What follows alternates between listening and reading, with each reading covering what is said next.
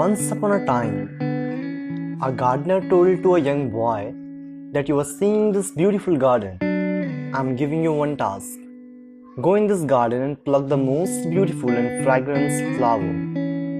Provided that you cannot see back to those flowers you have seen once. Meaning from the flower you have passed out, you cannot go back to pluck it. Then the boy agreed. He decided to move towards the garden. As he entered into the garden, he saw so many beautiful flowers. As he was moving ahead, he was keep on seeing the beautiful flowers.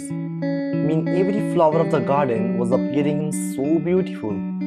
Thus, he was not able to decide that which flower is the most beautiful. He was going ahead and ahead by thinking this, he may find the best one ahead. But like this, the whole garden he visited and failed to pluck any single flower. The moral of the story is the young boy became the victim of the 15-letter word procrastination. He failed to pluck the beautiful flower because he was waiting for the perfect one and eventually lost the opportunity. Similarly, in our life, we always wait for the perfect one or for the perfect time. Now, the question is this: how does the procrastination prevent us to success?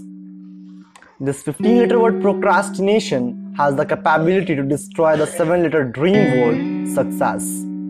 Now I would like to invite your attention on this word procrastination. Willy-nilly, we always become the victim of the procrastination. We leave the task of today for tomorrow, the task of this week for the next week, the task of this month for the next month, and the task of this year for the next year. Just because of this procrastination habit, we increase the distance of our success and make ourselves lazy. It's all just because of our lack of thrilling interest towards our destination, towards our goal, towards our ambition. We do not have the kind of the curiosity to achieve our goal. The only way to cut down the trees of the procrastination or eradicate the root of the procrastination, we must have to implement the thrilling interest, curiosity and oddity towards our goal. Because it is the only way to plant the seed of the success.